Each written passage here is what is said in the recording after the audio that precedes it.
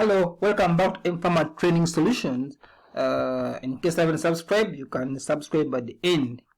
Now, today I'll be briefly explaining antidepressants. What are those antidepressants? Now, of course, we know depression. Of course, we know depression is a feeling low.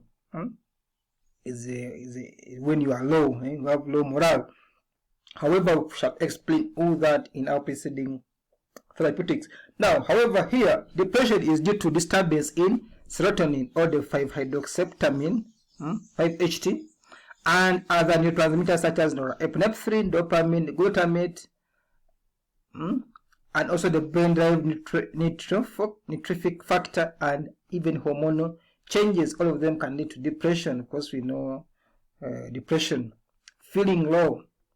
Now, serotonin is a key hormone that stabilizes and regulates mood and feelings of well-being and happiness.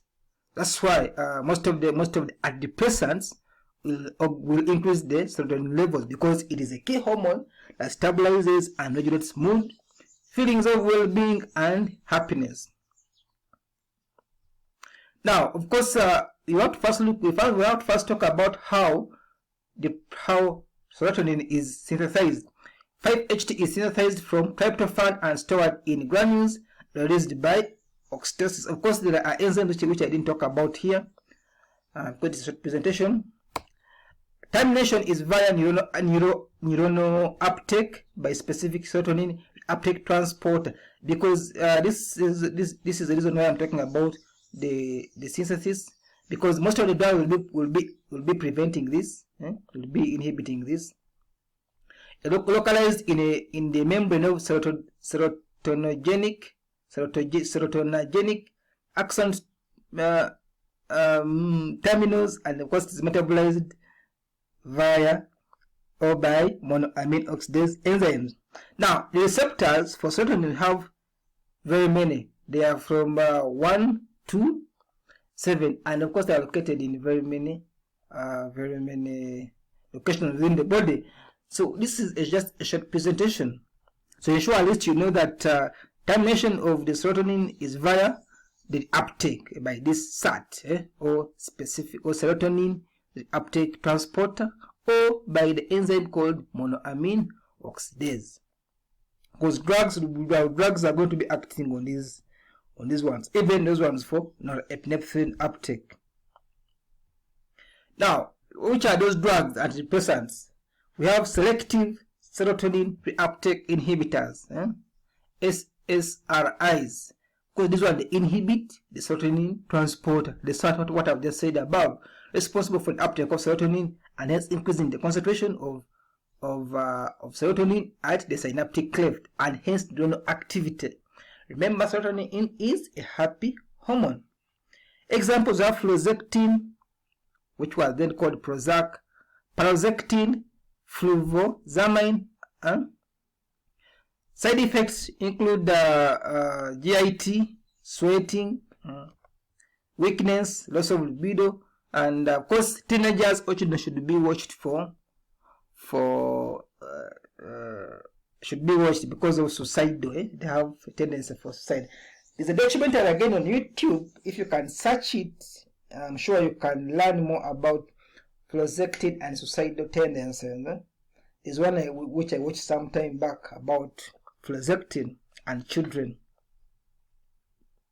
Now, the others are selective norepinephrine reuptake inhibitors. Remember, we talked about that also.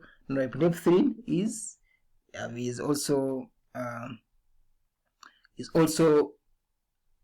in depression. Can also be used to manage depression. Now, the SNRIs, they inhibit uptake of both serotonin via the SAT and noradrenaline or norepinephrine.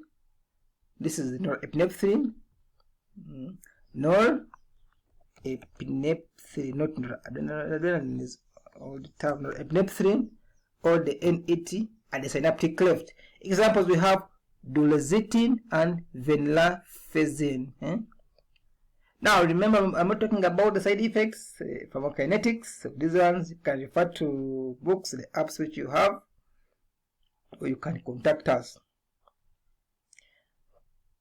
We also have tricyclic antidepressant, the TCA.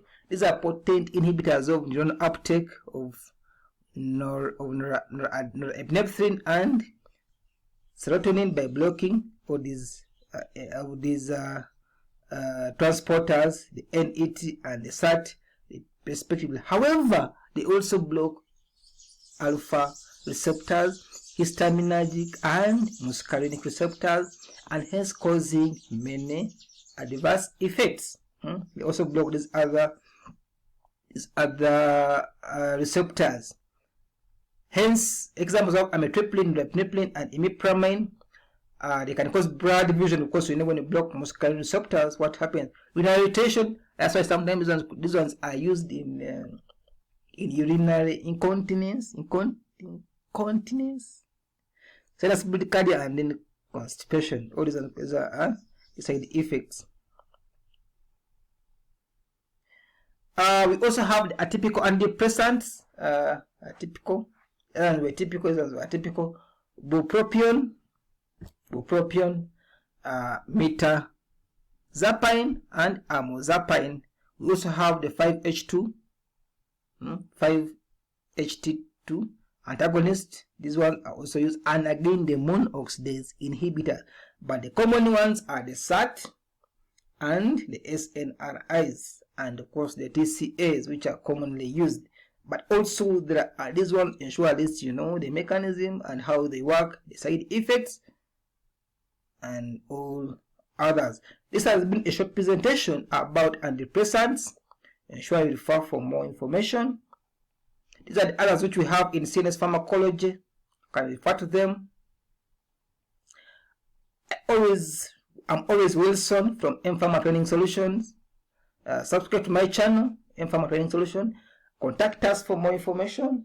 Via email or WhatsApp shall always reply. Leave a comment on how you can improve. Like the video, share with a colleague, and thank you very much.